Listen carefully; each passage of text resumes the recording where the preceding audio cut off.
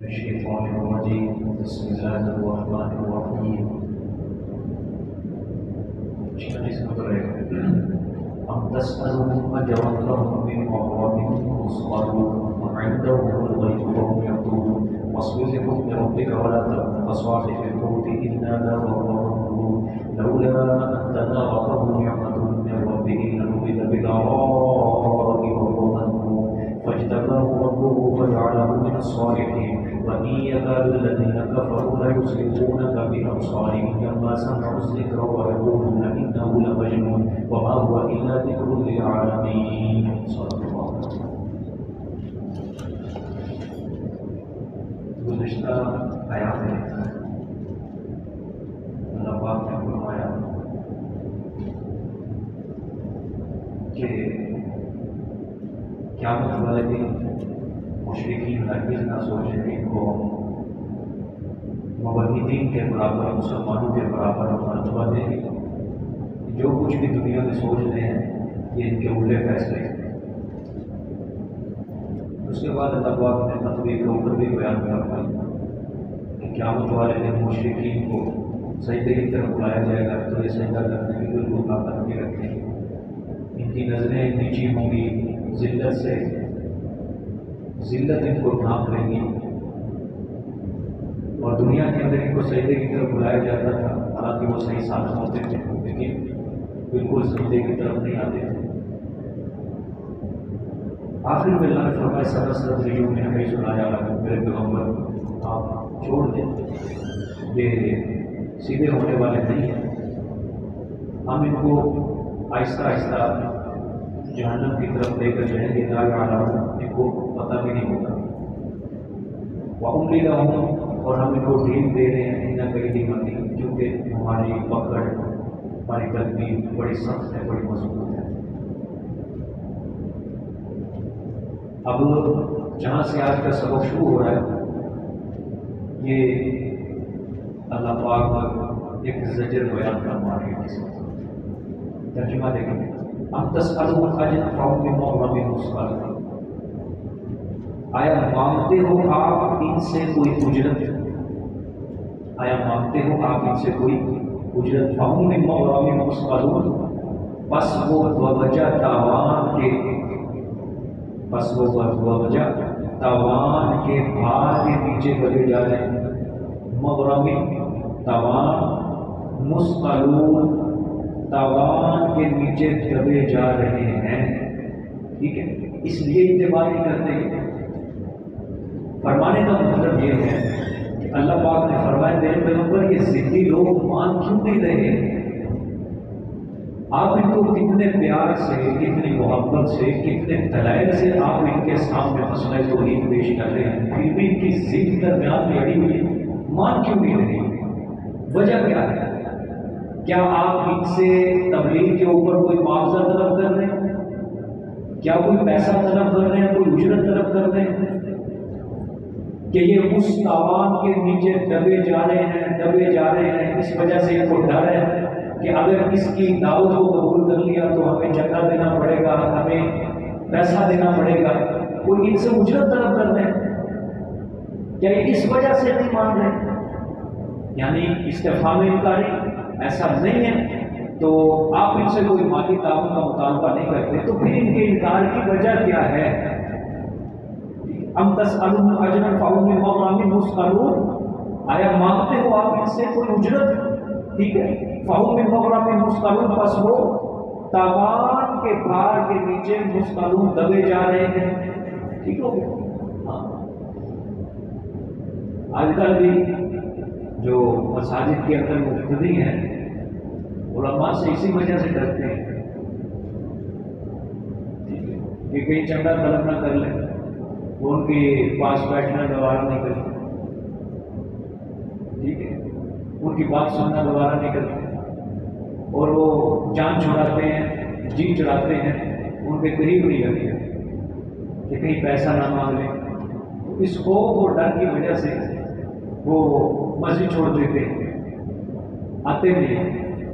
تو آپ صلی اللہ علیہ وسلم کیونکہ پیغمبر جو ہوتا ہے وہ تو بالکل تبلیغ جو کرتا ہے اس نیت سے کرتا ہی نہیں. میں ان سے چندہ طلب کروں، کیونکہ ہر پیغمبر جو بھی دنیا کے اندر ہے، سورت آراف بڑی پڑی ہے، سورت ہود بڑی پڑی ہے، اللہ پاک نے تفصیلی قصے ذکر کیا ہے نبیوں کے. ہر نبی نے جب اپنی قوم کو دعوت دی تو اس نے یہی کہا کہ میں تم سے اس تبلیغ پر کوئی اجرت نہیں کرتا، میں کوئی مزدوری طلب نہیں کرتا. تو اللہ پاک نے یہ سوال ڈالا کہ میرا پیغمبر جب تم سے کوئی مزدوری بھی نہیں طلب کرتا، کوئی اجرت بھی نہیں طلب کرتا، تو پھر مانتے کیوں نہیں ہو؟ وہ تو 14ویں صدی کے بعد وہ قوم آئے گی جو ڈرے گی. تمہارے پاس تو کوئی اجرت نہیں طلب کر رہا. تو یہ مطلب ہے. لیکن ایک بات مجھے یاد رکھیں کہ آج کل کے دور میں آپ تحقیق کریں، پوری تحقیق کریں، آپ جس کو چندہ دے رہے ہیں، جس جماعت کو دے رہے ہیں، آیا آپ کا پیسہ اچھی جگہ پہ لگ رہا ہے یا نہیں لگ رہا ہے؟ کیونکہ بہت ساری ایسی جماعتیں دین کے نام پر بنی ہوئی ہیں. اگر سیاسی جماعتیں کرپشن کر رہی ہیں ٹیکس کے ذریعے، تو اسی طرح دینی جماعتوں کے اندر بھی کوئی ایسی کرپٹ جماعتیں ہیں جو عوام کا پیسہ اکٹھا کر کے وہ صرف اپنے پیٹ بھر رہے ہیں. سمجھ آ رہی ہے؟ تو اس چیز کی تحقیق ضروری ہے. لیکن پھر بھی اگر آپ نے اللہ کی رضا کے لیے اللہ کے راستے میں پیسہ دے دیا تو آپ نے حق ادا کر دیا. اگر آگے وہ نہیں لے رہے، نہیں وہ غریبوں تک پہنچ رہی آپ کی امانت، آپ نے اپنے سر سے ادا کر دیا. اللہ پاک آپ کو آپ کی نیت کا ثواب ضرور دیں. باقی جو وبال ہے نہیں پہنچا، آپ نے وکیل بنایا کسی کو نہیں پہنچا، تو وہ سارا وبال انہیں کے اوپر ہو، کیونکہ انہوں نے آپ سے آ کے کس نام پہ لیا ہے؟ دین کے نام پہ لیا. فقراء غرباء کے نام پر لیا ہے کہ ہم ان تک پہنچائیں گے، اجتماعی فنڈ ہوگا. تو چونکہ آپ نے اپنا حق ادا کر دیا، آپ نے اللہ کے لیے دے دیے، باقی سارا وبال کس کے اوپر ہوگا؟ انہیں کے اوپر. ابھی دیکھیں، ام عندهم الغیب فهم یکتبون، کیا ان کے ہاں علم غیب ہے؟ اب دوسرا سوال، ام عندهم الغیب، کیا ان کے ہاں غیب ہے؟ فهم یکتبون، پس وہ لکھ لیتے ہیں حفاظت کے لیے. مطلب کیا ہے کہ میرے پیغمبر کیا ان کے پاس کوئی غیب کا علم آتا ہے جس میں یہ لکھا ہے کہ ان کے معمول برخلاف نہیں ہے، جس کو وہ لکھ لیتے ہیں اور اسی کے مطابق وہ کیا کرتے ہیں؟ اپنی منمانی کرتے رہتے ہیں. چونکہ آپ صلی اللہ علیہ وسلم ان کو سمجھاتے ہیں کہ نہ الٹے کام کرو، نہ شرک کرو، نہ کفر کرو، مر جاؤ گے، عذاب آ جائے گا، اللہ تمہارے اوپر سکتے آ جائیں گے.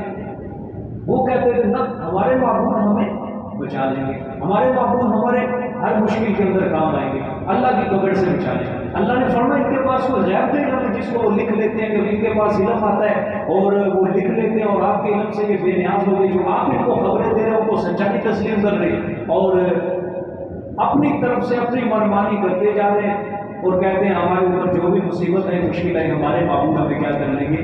بچا لیں گے. کسی قبر پرست کو آپ یہی اگر تبلیغ کرو گے نا کہ بھائی اللہ کو عذاب دے گا، اللہ پکڑ لے گا، نہ کرو شرک، نہ کرو، وہ آپ کو بدلے کے لیے جواب دے گا کہ ساڈے بابے تگڑے نے. ٹھیک ہے، ساڈے بابے تگڑے نے، رب نہ لاڈا لانا جانتے ہیں، اللہ پاک کے آگے ان کی بڑی چلتی ہے، بڑے مضبوط سفارشی ہیں، اللہ کے پیارے ہیں، اللہ کو ماننی پڑتی ہے ان کی، اللہ ان کی بات کو رد نہیں کرتا ہے. ٹھیک ہے، اس لیے ہمیں کچھ نہیں ہو سکتا. اللہ فرمانا چاہتے ہیں الغیب فهم یکتبون، کوئی غیب کا علم ہے تمہارے پاس جس کو تم لکھ لیتے اور اپنی منمانی کرتے جا رہے ہو. کیونکہ کمزور عقیدے کے جو لوگ ہوتے ہیں وہ قصے کہانیوں پر ان کا بڑا اعتماد ہوتا ہے. آج بھی آپ کسی قبر پرست کو ایک کسی پیر کا کوئی جھوٹا قصہ اپنی طرف سے گھر بیٹھے تم اپنی طرف سے بنا کے اس کو سنا دو، اس نے کہنا بندے کرے کرے ہم ایمان لائیں گے تو سچی کہانی. کوئی تحقیق نہیں کرے گا، وہ کوئی اس کے اوپر کسی قسم کا نقطہ کوئی نہیں اٹھائے گا کہ بھئی یہ بات ٹھیک نہیں، یہ ٹھیک ہے. وہ کہے گا ہم مننا وصدقنا، تصدیق کرتے ہیں آپ کی بات کی اور ہم ایمان لاتے ہیں. اور آپ اس کو قرآن پاک کی بات سناؤ گے، اس کے ماتھے کے اوپر دیوی چڑھے گی، وہ کہے گا نہیں جی ترجمہ غلط ہے، تم مفہوم غلط کر رہے ہو، تم نے اپنی طرف سے یہ کیا کہی ہے بات کہی. اللہ قرآن پاک میں فرماتے ہیں غالباً سورت حامد شورا ہے غالباً یہ سورت فاتح ہے، ہاں سورت فاتح، اللہ فرماتے ہیں کہ جب ایک اکیلے اللہ کی ان کے سامنے بات کی جاتی ہے، توحید بیان کی جاتی ہے، تو یہ اٹھ کر چلے جاتے ہیں، کیا اٹھ کر چلے جاتے ہیں، کو مجلس ہی پسند نہیں ہے۔ اور جب ان کے سامنے اللہ کے علاوہ دوسروں کی بات کی جاتی ہے تو فَإِذَا هُمْ يَسْتَبْشِرُونَ اس وقت یہ خوش ہو جاتے ہیں، اس وقت کیا ہو جاتے ہیں؟ خوش ہو جاتے ہیں۔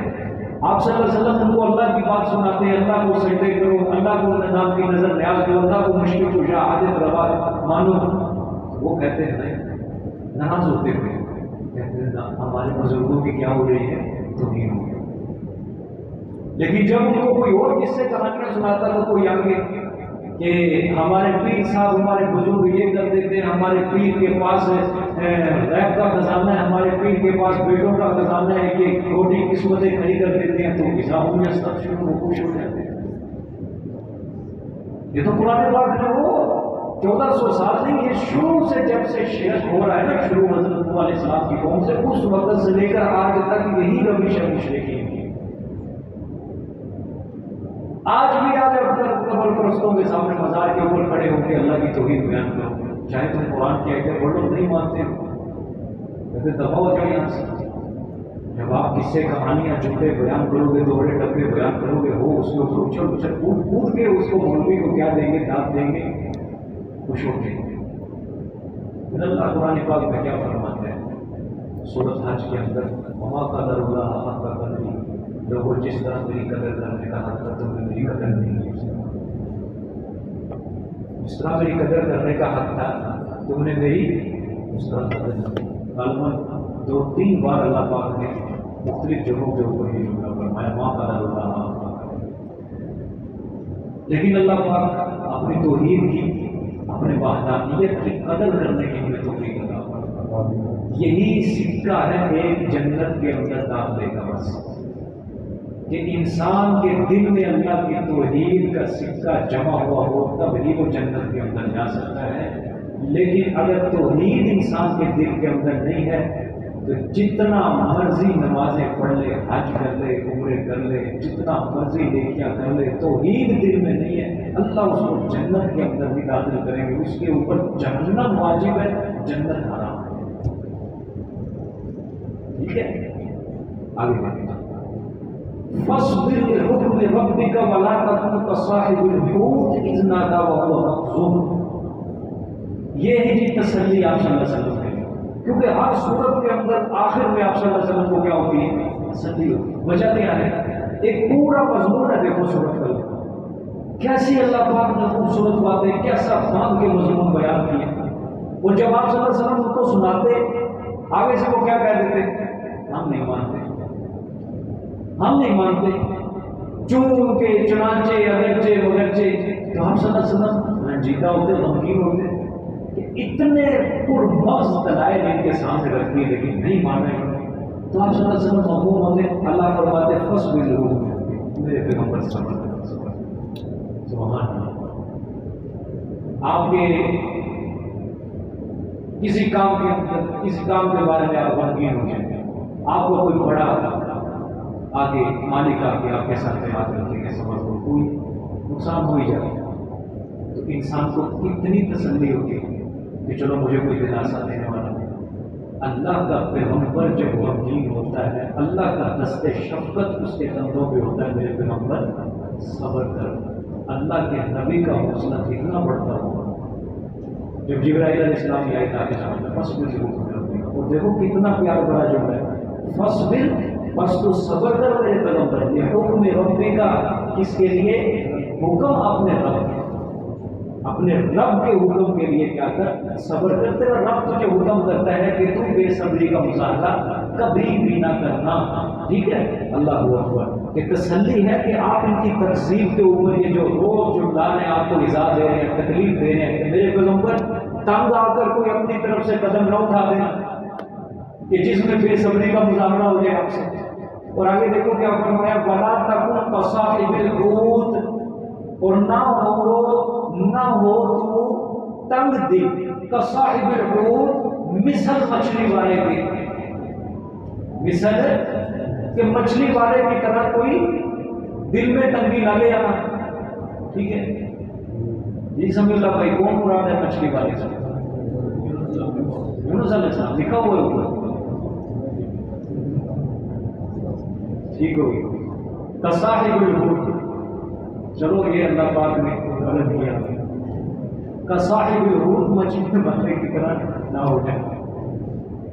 اذ نادى وهو مكذوب، فرمایا جب کہ پکارا اس نے، کس نے؟ یونس علیہ السلام نے. وهو مكذوب، اور وہ کیا لکھا ہوا ہے مکذوب کا معنی؟ ہاں یہ بہت اچھا معنی ہے لکھا، اس لیے کہ بعض اردو کے ترجمے والوں نے اس کا معنی کیا غصے سے بھرے ہوئے. تو یہ معنی ٹھیک نہیں ہے. وجہ کیا ہے کہ پیغمبر اور غصہ یہ دونوں نہیں ہو سکتے. دونوں لکھے ہیں نیچے لکھا ہے کہ غصہ بھی معنی کرنا چاہیے غم سے بھرے ہوئے، کیونکہ غصہ کس کی طرف سے ہوتا ہے؟ شیطان کی طرف سے. آپ سمجھ سکتے ہیں ٹھیک ہو گئے. تو اس لیے یہاں یہ معنی بہتر ہے غم سے بھرے ہوئے. ٹھیک ہے اس کی تفصیل میں ابھی سمجھاتا ہوں. دیکھو اللہ پاک اپنے پیغمبر کو فرمایا کہ میرے پیغمبر آپ یہ مشرکین آپ کو تکلیفیں پہنچا رہے، ایزائیں پہنچا رہے، آپ تبلیغ کر رہے ہیں یہ نہیں مانتے، آپ کو تکلیف پہنچتی ہے، ایزا پہنچتی ہے، کیوں نہیں مانتے؟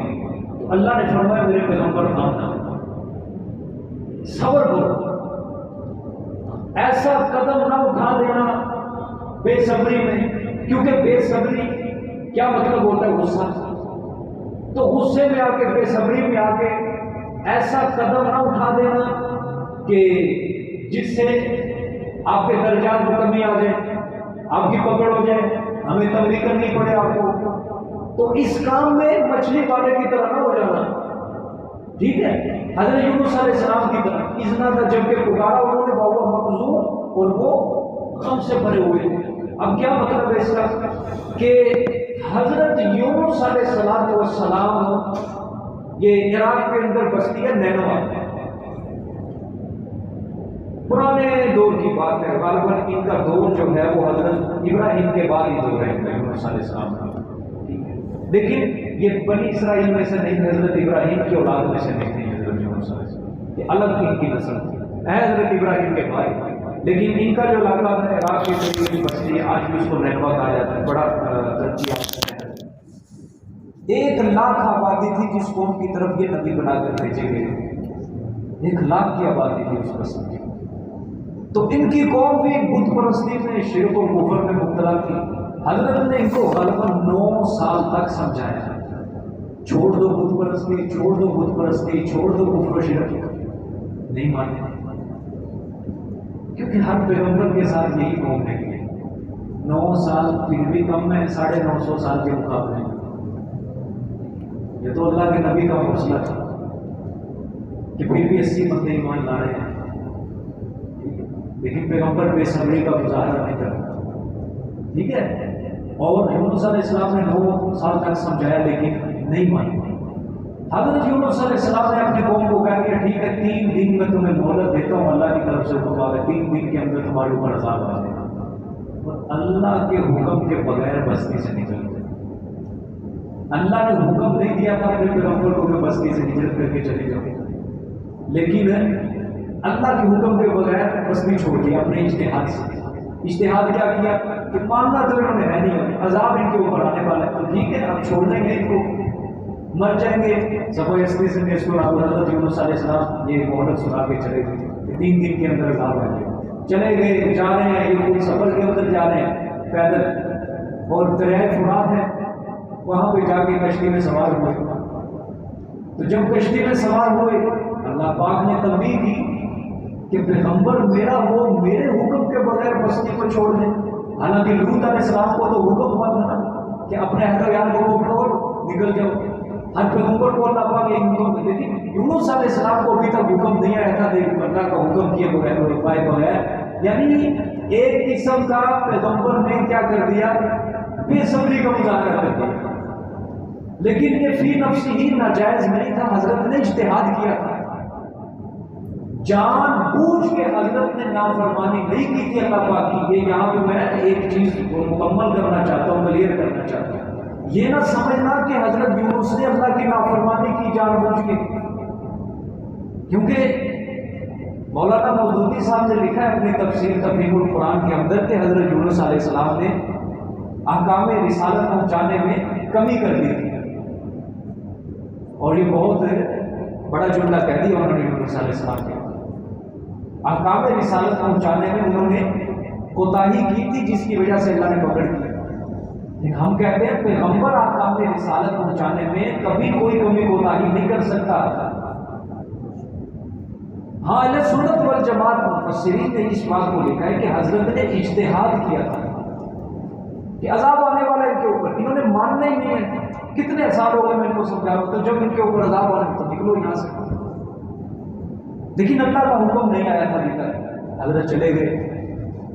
لیکن اللہ نے اس کے اوپر سخت تنبیہ کی اور اپنے پیغمبر کو خبردار کیا. وہ مچھلی والے کی طرح نہیں بے صبری کرنی, اور جس طرح وہ مصیبت میں گرفتار ہو گیا تھا نا, اس طرح میرے پیغمبر کہیں آپ بھی نہ گرفتار ہو جائے مصیبت. یہ اللہ پاک سمجھانا چاہتے اس کی طرح نہ. اب کیا ہوا, حضرت یونس علیہ السلام چلے گئے. اللہ پاک کی حکمت دیکھو, کہتے کہ ہمارا عقیدہ ہے کہ کائنات کی ہر چیز اللہ کو حکم ماننا.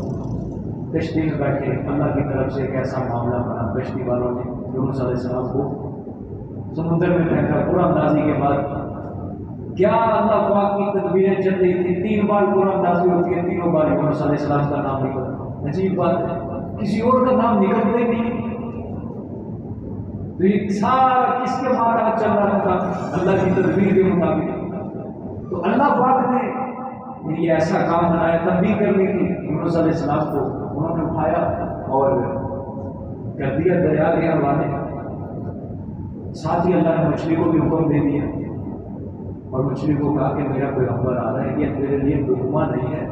ہاں, اپنے پیٹ کو جب تک میں کہتا ہوں اس کو اپنے پیٹ کو مہمان خانہ بنا کے رکھنا. بڑی قادر و قدیر ذات ہے وہ, بڑی قادر و قدیر ذات ہے. آج اگر ہم مچھلی کے پیٹ میں کسی بندے کو بھیج نہیں سکتے, مچھلی کہیں گے آنے تو پھر مرحبا, ہمارے لیے خدا نے رزق بنایا. لیکن قربان جب اس قادر و قدیر کے اوپر کہ ساری کائنات اس کے حکم کی فرما بردار ہے. مچھلی کو حکم دیا کہ اپنا منہ کھول, لقمہ بنا, لیکن ہضم نہیں کرنا, اپنے پیٹ کو مہمان خانہ بنا لے. 3 دن 7 دن 20 دن 40 دن, یہ 4 اولادیں یونس علیہ السلام کے بارے میں زیادہ مشہور قول 40 دن تھے. 40 دن تک مچھلی کے پیٹ میں رہے اور زندہ رہے. کہاں ان کو خوراک ملتی, کیسے ان کی آکسیجن پوری ہو رہی تھی, ٹھیک ہے, کون کر رہا تھا پوری, سمجھ آ گیا. کہاں سے ان کو خوراک مل رہی تھی, کدھر سے پانی مل رہا تھا. یہ تو ہماری عقل سے کیا ہے, ماورا ہے, باہر باتیں.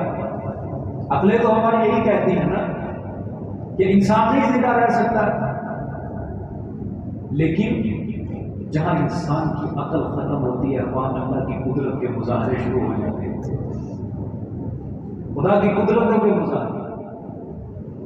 جہاں دنیا کے اندر 1000 رکاوٹیں انسان کے چاروں جانب اس کے گھیراؤ کر لیتی ہیں, وہاں اللہ کے فضل اور رحمت کے دروازے کھلنے شروع ہو جاتے ہیں, جن کو کوئی بند نہیں کر سکتا. 40 دن تک مچھلی کے پیٹ میں رہے اور 40 دن وہ اللہ کے آگے دعا کرتے رہے, اور اللہ پاک نے ان کی دعا کی بدولت اللہ نے ان کو مچھلی کے پیٹ سے نجات دی. ترجمہ دیکھیں, فرمایا اتنا دا وہ مخزوم, جبکہ وہ پکارا ہوا مخزوم اور وہ غم سے بھرے ہوئے تھے. ٹھیک ہے, کیا پکارا, غم سے کیا بھرے ہوئے تھے کہ لا الہ الا انت سبحانک انی کنت من الظالمین.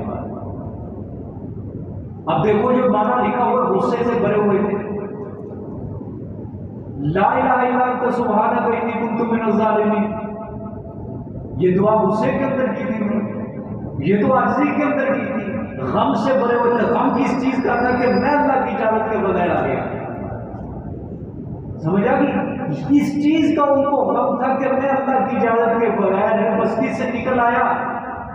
وہو مغزوم، اور وہ غم کی حالت میں تھے، غم سے بھرے ہوئے تھے. اللہ نے فرمایا لولا ان تدارکہ نعمت من ربہ، سبحان اللہ، فرمایا اگر نہ ہوتی یہ بات، ہاں اگر نہ ہوتی یہ بات کہ پا لیا اس کو، کس کو پا لیا؟ یونس علیہ السلام کو، کہ پا لیا اس کو نعمتن، کس کو، کس چیز نے؟ رحم و کرم نے. نعمتن کا معنی کیا کر رہا ہوں؟ رحم و کرم من ربہ، اس کے رب نے، ٹھیک ہے، رحم و کرم اس کے رب نے، ٹھیک ہے. لنبذ بالعراء، فرمایا البتہ پھینک دیے جاتے میدان میں، ٹھیک ہے. وہو مذموم، اور وہ ملامت کیے جاتے. اللہ نے فرمایا یہ میرا فضل و کرم ہوا تھا، یہ میرا رحم و کرم ہوا تھا کہ اس کے اوپر، کہ اللہ نے ان کے اوپر فضل و کرم کیا اور مچھلی کے پیٹ سے نجات ملی. اگر یہ میرا رحم و فضل نہ ہوتا تو وہ ایک میدان کے اندر پھینک دیے جاتے، نہ عمارت ہوتی، نہ مکان ہوتے، نہ درخت ہوتے، اور وہ مذموم، اور وہ قابل ملامت ہوتے. یہ دیکھو جی، پیغمبر نے نافرمانی کی تھی، اور لوگ، آنے والے لوگ بھی کیا کرتے رہتے، یہی کہانیاں سناتے رہتے کہ یونس کو کیوں سزا ملی، کہ انہوں نے اللہ کے، اپنے رب کی نافرمانی کی تھی بہت بڑی. لیکن اللہ نے فرمایا ہم نے اس کے اوپر کیا کیا؟ اپنا فضل کیا، کرم کیا، ٹھیک ہو گیا. ہاں آگے دیکھیں، فاجتباہ ربہ فجعلہ من الصالحین، سبحان اللہ. فرمایا پس چن لیا اس کو اس کے رب نے، پھر چن لیا اس کو اس کے رب نے، فجعلہ من الصالحین، پس کر دیا اس کو نیک لوگوں سے. یعنی آنے والی نسلوں کے اندر بھی ہم نے یونس علیہ السلام کی کوئی ایسی ویسی بات ان کی زبان سے جاری نہیں ہوتی تھی. اب اس میں سوال ہوتا ہے، فجعلہ من الصالحین، اس کو نیک لوگوں سے کر دیا، کیا مطلب یونس پہلے نیک لوگوں سے نہیں تھے؟ مطلب یہاں مفسرین بیان فرمانا چاہتے ہیں کہ ہم نے پہلے سے بھی اعلیٰ ان کو نیک بنا دیا، یعنی ان کے درجات کے اندر ہم نے کیا کر دی؟ بلندی. یا دوسرا معنی کہ ان سے یہ جو خلاف اولا اب کام سرزد ہوا تھا نا، آئندہ کے لیے اللہ پاک نے بالکل ان کو اس چیز سے برے کر دیا کہ مرتے دم تک یونس سے دوبارہ خلاف اولا کام سرزد ہوا. ٹھیک ہے، خلاف اولا کا مطلب سمجھتے ہیں؟ بہتر اور نا بہتر ہونا، اس کو کہتے ہیں. جائز ناجائز نہیں، حلال حرام نہیں، مکروہ مشتبہ نہیں، بہتر اور نا بہتر. عام انسان اگر نہ بہتری والا کام کرے اللہ کی طرف سے کوئی اس کے اوپر زجر نہیں ہے، لیکن پیغمبر سے اگر خلاف بہتر کام بھی سرزد ہو جائے وہ بھی اللہ کے نزدیک اس کی بڑی غلطی ہوگی. تو یونس علیہ السلام سے یہ جو خلاف بہتر کام سرزد ہوا تھا کہ اللہ کی اجازت کے بغیر چلے گئے. اچھا، مورخین نے لکھا ہے جب حضرت یونس علیہ السلام مچھلی کے پیٹ میں تھے تو انہوں نے دعا مانگی. سورۃ صافات ہے، سورۃ صافات کے اندر اللہ پاک نے وہاں بھی ایک واقعہ کا ذکر کیا. یہ نکالیں 23واں پارہ ہے، یہ سورۃ صافات، اس کی آیت نمبر 146 ہے، تاکہ آپ کی معلومات اور علم میں زیادہ اضافہ ہو. سورۃ صافات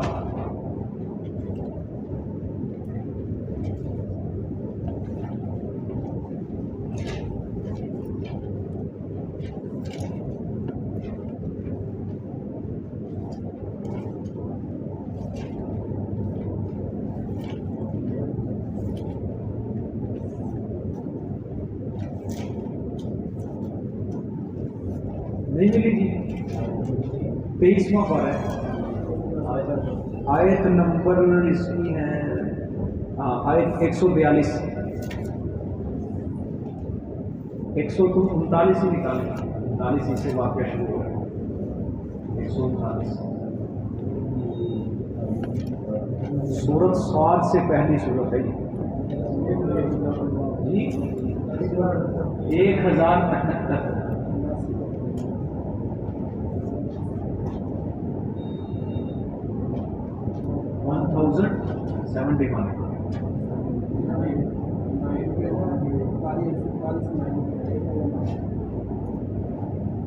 مل گیا جی سب. اچھا دیکھیں، وَإِنَّ يُونُسَ لَمِنَ الْمُرْسَلِينَ إِذْ أَبَقَ إِلَى الْفُلْكِ الْمَشْحُونِ. آگے فَسَاهَمَ فَكَانَ مِنَ الْمُدْحَضِينَ فَالْتَقَمَهُ الْحُوتُ وَهُوَ مُلِيمٌ. آگے فلولا انہ کان من المسبحین. اب دیکھو یہ آیت ذرا غور سے دیکھیے جو میں آپ کو پڑھانا چاہتا ہوں. اللہ نے فرمایا اگر وہ تسبیح کرنے والوں میں سے نہ ہوتا، سورۃ یونس کے اندر ہے دعا سے، اور سورۃ انبیاء کے اندر فنادى في الظلمات ان لا الہ الا انت سبحانک انی کنت من الظالمین.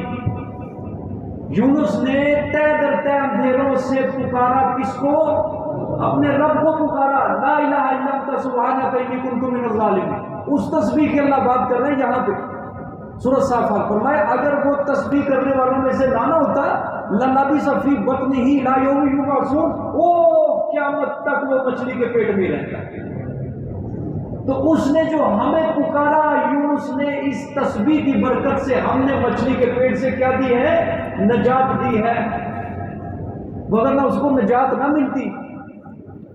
کس کو اللہ پاک کر رہے ہیں بیان؟ یونس علیہ السلام ولی تھے، پیغمبر تھے. پیغمبر ساری کائنات بھی ولی بن جائے تو ایک پیغمبر کا مقابلہ نہیں کر سکتی. اور پیغمبر کے بارے میں اللہ فرما رہے ہمیں پکارو تو نجات ملی. آج جو لوگ کہتے ہیں کرنیا والے، مرنیا والے، فضلہ والے، کرما والے، ان کو ہم غائبانہ پکاریں گے، یہ ہماری پکار کو سنتے ہیں، قبول کرتے ہیں، ہمیں بیٹے بیٹیاں عطا کرتے ہیں، چھپر پھاڑ کے دیتے ہیں ہمیں، یہ اللہ کے نیک بندے، فلانے پیر، فلانے بزرگ، ان کو پکارو. اللہ کو پکارنے کی کیا ضرورت ہے؟ اللہ کون سا ہماری سنتا ہے؟ اللہ نے فرمایا تہ در تہ اندھیروں سے ہم نے یونس کی پکار کو سنا.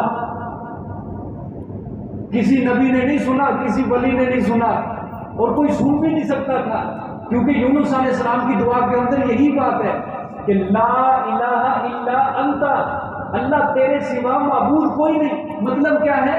اس مچھلی کے پیٹ میں تیرے سوا میری پکارے سننے والا کوئی نہیں، میری مرادیں بھرنے والا کوئی نہیں، مجھے اس مشکل سے نجات دینے والا کوئی نہیں.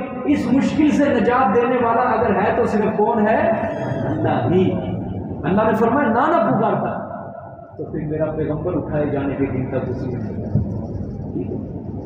پھر فرمایا فَنَبَذْنَاهُ بِالْعَرَاءِ وَهُوَ سَقِيمٌ، ہم نے پھینک دیا اس کو کہاں؟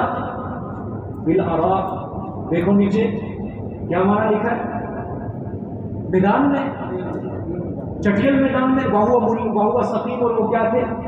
بیمار تھے. آگے بھی دیکھنے پر أَنبَتْنَا عَلَيْهِ شَجَرَةً مِّن يَقْطِينٍ، اور اگایا ہم نے اوپر اس کے درخت.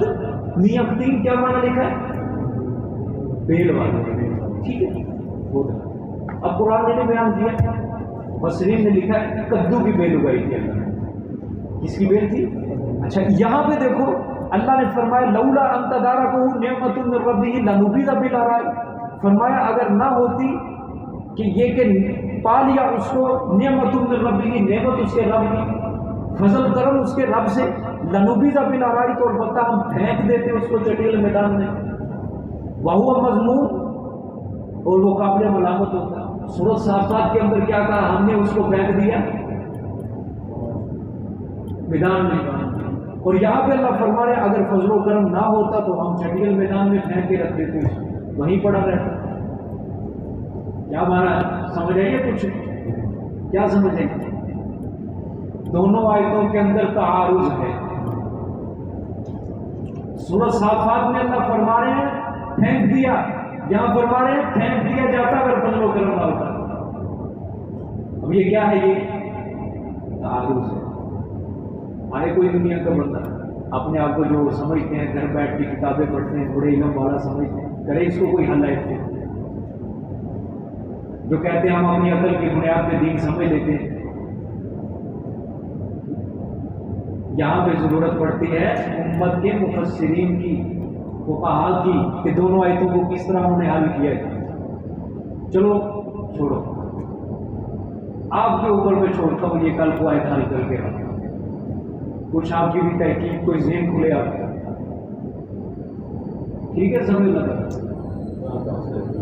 نہیں گوگل جو کیا کچھ نہیں آ رہا اس کے اوپر ہر چیز ہے بات کل کو بتاؤں گا انشاءاللہ. ٹھیک ہے. سورۃ صافات میں لگا رہے ہیں پھینک دیا، اور سورۃ قلم میں کہہ رہے ہیں کہ اگر فضل و کرم نہ ہوتا تو پھینک دیا جائے.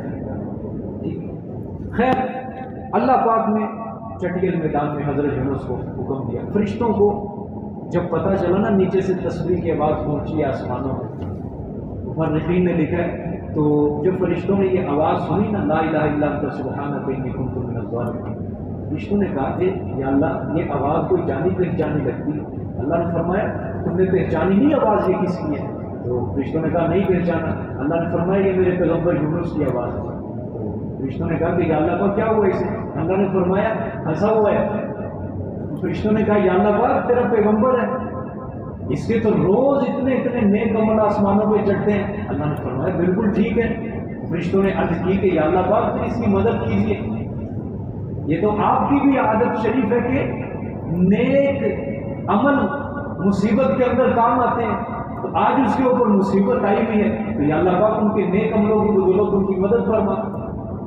اللہ پاک نے پھر حکم دیا مچھلی کو کہ اب میرے پیغمبر کو اگل دے۔ مچھلی نے اللہ کا حکم مانا، انہوں نے آ کے سمندر کے کنارے ان کو کیا کر دیا اگل دیا۔ اب حضرت عبداللہ ابن مسعود رضی اللہ تعالیٰ فرماتے ہیں جب یہ حضرت یونس علیہ السلام آئے نا تو ان کی جو حالت تھی اس طرح تھی جس طرح پرندے کا بچہ ابھی انڈے سے نکلتا ہے، یعنی کوئی بات نہیں جسم پہ، اس طرح حضرت کی حالت بن چکی جس طرح ایک بچہ پیدا ہوتا ہے عام۔ تو وہ جو فرمایا کدو کی بیل اگائی، تو فرمایا کہ وہ حضرت یونس علیہ السلام اپنے جسم کو ڈھانپنے کے لیے کدو کی بیل کو اوپر کیا کر لیتے ہیں، لپیٹ لیتے ہیں، اس کا سایہ بھی استعمال کرتے کیونکہ ایک چٹیل میدان تھا، ارد گرد کوئی سایہ نہیں تھا، صحرا تھا، تو اس کے سائے میں بیٹھ جاتے تھے۔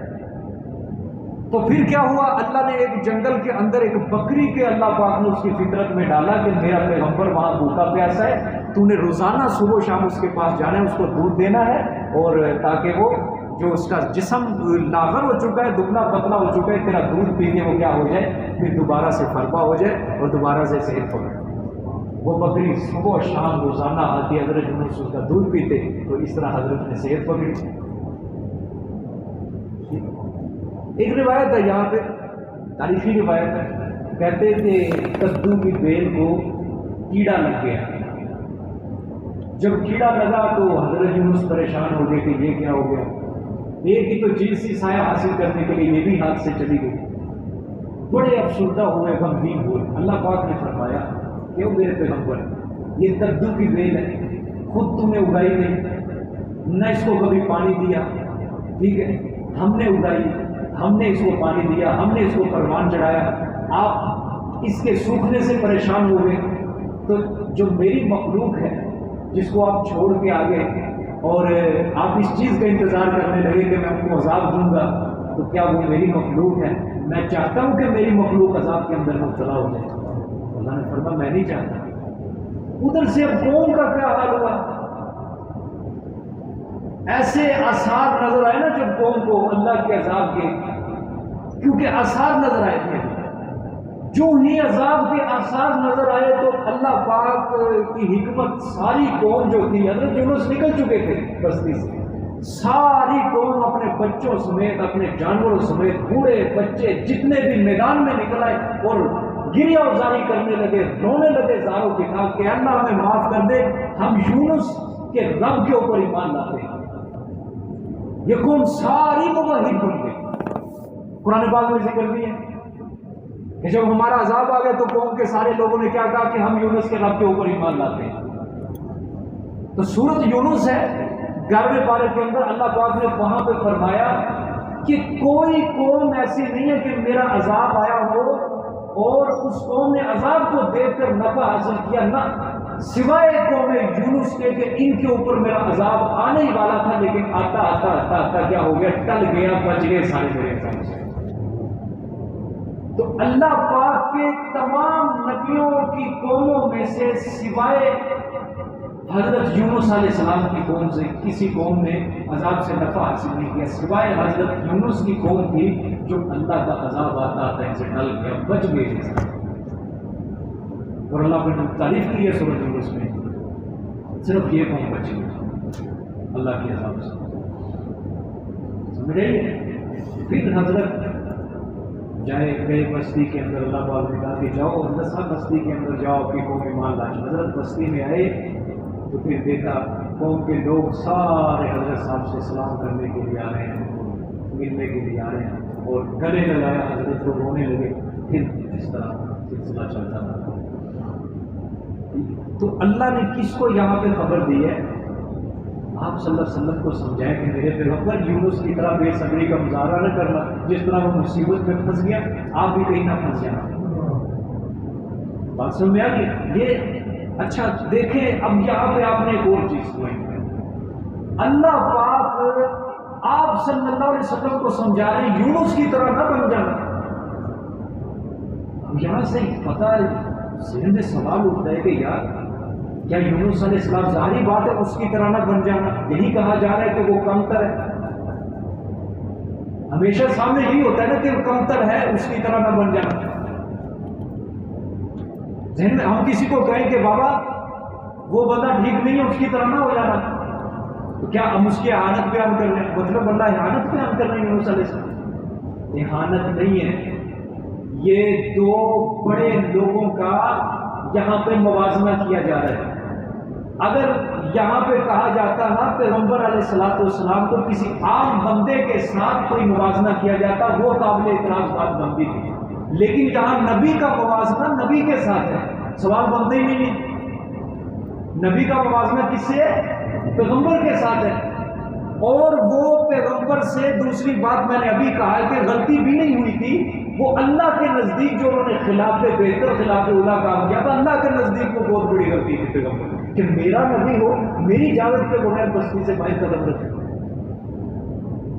ہم جیسا رکھتے تھا تو کوئی مطلب نہیں، کوئی بات نہیں، کوئی عام بندے ہی رکھتے تھے. خلاف اولا کام اللہ پاک اس کو کچھ بھی نہیں کہتے. لیکن پیغمبر کی جب بات آ جائے وہاں پر مسئلہ پھر محبوب کا اور محب کا ہوتا ہے، وہ پھر اللہ جانے اور اس کا نبی جانے. اللہ نے سورۃ کہف میں اپنے پیغمبر کو کیا کہا؟ جب مشرکین مکہ نے آ کے پوچھا کہ اصحاب کہف کے نام بتاؤ، اصحاب کہف کتنے تھے؟ آپ صلی اللہ علیہ وسلم نے فرمایا کل بتاؤں گا. اللہ نے 16 دن تک وہی بند رکھی. وجہ کیا بنی؟ انشاءاللہ نے کہا تھا. اللہ نے تنبیہ کی باقاعدہ سورۃ کہف میں میرے پیغمبر آئندہ کے لیے جب آپ نے کسی کام کا ارادہ کرنا ہے تو کیا کہنا ہے؟ انشاءاللہ زبان سے ضرور کہنا ہے. اور اگر انشاءاللہ نہ کہیں ہمارے لیے کوئی بات نہیں، کیونکہ نبی کا جو مرتبہ ہوتا ہے وہ بہت اعلیٰ ہوتا ہے. اللہ نہیں چاہتا میرا پیغمبر صرف اپنے اوپر ہی رکھ کے بات کرے، میری مشیت کو درمیان میں ضرور رکھنا. دیکھیں جی وَإِن يَكَادُ الَّذِينَ كَفَرُوا لَيُزْلِقُونَكَ بِأَبْصَارِهِمْ لَمَّا سَمِعُوا الذِّكْرَ وَيَقُولُونَ إِنَّهُ لَمَجْنُونٌ. اب یہ آیت جو ہے یہ ابتدائی سورت کے متعلق ہے. سورت کے شروع میں کیا تھا؟ میرے پیغمبر آپ اللہ کی رحمت سے مجنون نہیں. اب اسی کے متعلق فرمایا کہ اور قریب ہے وَإِن يَكَادُ، اور قریب ہے وہ لوگ جنہوں نے کفر کیا، لَيُزْلِقُونَكَ بِأَبْصَارِهِمْ، البتہ گھور گھور کر دیکھتے ہیں آپ کو. مشرکین مکہ کیا دیکھتے ہیں؟ گھور گھور کر دیکھتے ہیں آپ کو، بِأَبْصَارِهِمْ، اپنی آنکھوں کے ساتھ، لَمَّا سَمِعُوا الذِّكْرَ، جبکہ سنتے ہیں نصیحت کو. ٹھیک ہے، وَيَقُولُونَ، اور زبان سے کہتے ہیں إِنَّهُ لَمَجْنُونٌ، بے شک تو یہ کیا ہے؟ البتہ مجنون ہے. لہٰذا اللہ فرما رہے ہیں جب آپ قرآن سناتے ہیں نا ان کو، میرے پیغمبر جب نصیحت کر رہے ہوتے ہیں تو یہ مشرک اپنا کس طرح دیکھتے ہیں؟ آنکھیں پھاڑ پھاڑ کر دیکھتے ہیں، جس طرح بچوں کو آنکھیں پھاڑ کر دیکھا جاتا ہے غصے کی حالت میں. جب بچہ شرارتیں کر رہا ہوتا تو پھر ہم کیا دیکھتے ہیں؟ اس کو آنکھیں پھاڑ کر دیکھ رہے ہوتے ہیں. گویا ہمارا مطلب کیا ہوتا ہے کہ بچے کو سمجھانے کہ بس کر رک جا اور شرارت مت کر. اس لیے مشرکین مکہ صلی اللہ علیہ وسلم کو گھور گھور کر دیکھتے تھے جب تبلیغ کرتے تھے. مقصد کیا ہوتا؟ یہ رک جائے، تبلیغ سے باز آ جائے، قرآن کو بیان کرنا چھوڑ دے. ٹھیک ہے، جس طرح مثال کے طور پہ گھنٹہ یا گھنٹے سے زیادہ سبق ہو جائے تو گھور گھور کے دیکھتے ہیں میری طرف کہ کب ختم ہوگا. سمجھ آ گئی؟ کب قرآن بیان کرنا بند کرے گا، کب نصیحت ختم ہوگی. ٹھیک ہے، تو پھر یہ تو دل سے سوچتے ہیں. لما سامعوا الذکر، جب نصیحت کو سنتے ہیں. وَيَقُولُونَ إِنَّهُ لَمَجْنُونٌ، اور پھر زبان سے کیا کہتے ہیں کہ یہ پاگل ہے، مجنون ہے. سمجھ آ گئی؟ آج بھی اسی طرح میں جمعہ پڑھاتا ہوں نا، کبھی کبھی جب خالص اللہ کی توحید بیان ہو، آگے والے تو الحمدللہ ہمارے ہوتے ہیں، پیچھے والے جو آتے ہیں نا یہ کچھ اور لوگ بیٹھے ہوتے ہیں، نئے چہرے بیٹھے ہوتے ہیں، وہ آنکھیں پھاڑ پھاڑ کر دیکھتے ہیں میری طرف. ابھی کچا کھا لے گے. ہماری بات ہے جب عقیدے کے لیے انسان مر جاتے ہیں عقیدے پر چوٹ پڑتی اور مجال ہے ان کی زبان سے اللہ کا نام نکل جائے. یقین کرو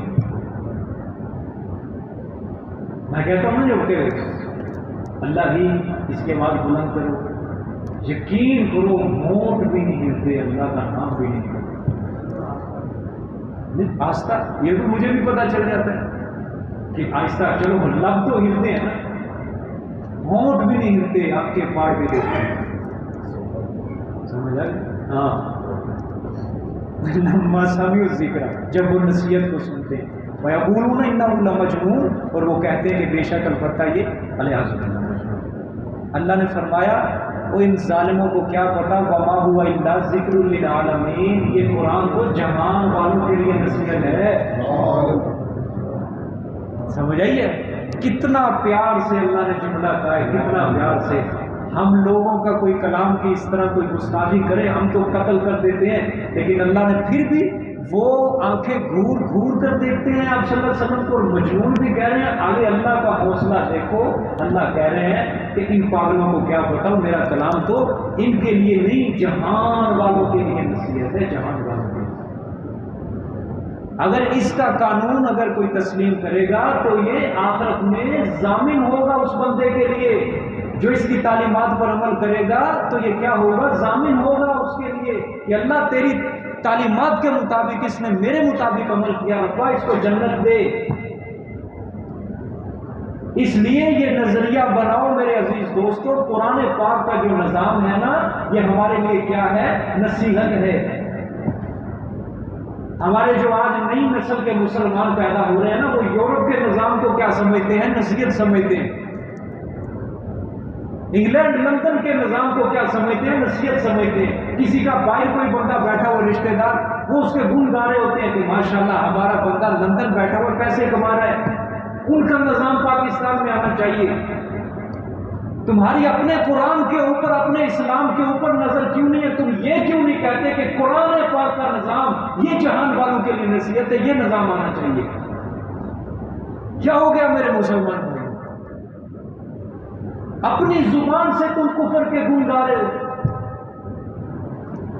یورپ کنٹری کے اندر یہ ہو رہا ہے یورپ کنٹری کے اندر یہ ہو رہا ہے یورپ کنٹری کے اندر یہ ہو رہا ہے. وہاں پہ اس طرح کمایا جا رہا ہے وہاں پہ ڈالر اس طرح ہے وہاں پہ اس طرح گن گانے نہیں چھوڑتے. اللہ قرآن میں کیا کہہ رہا ہے کہ صرف ایک کے لیے نہیں جہان والوں کے لیے نصیحت ہے. اور افغانستان کی روز خبریں ہمارے سامنے آ رہی ہیں. آ رہی ہے کہ نہیں آ رہی؟ کیا نظام انہوں نے قائم کر لیا 2 سالوں کے اندر اور یہ 76 سالوں کے اندر یہ ایک قانون نہیں نافذ کر سکتے. ایک قانون کیا ہوا نقصان کرنے ہوتا وجہ اسلام کے مخالف چلے ہیں اور انہوں نے خلافت کا نظام اپنی سرزمین پر قائم کرنا ہے. جو اصل اسلامی نظام تھا اصل اسلامی ثقافت تھی کہاں ان کی کرنسی پہنچ گئی 2 سالوں کے اندر. یہ کس کی برکت ہے؟ قرآن کی برکت ہے.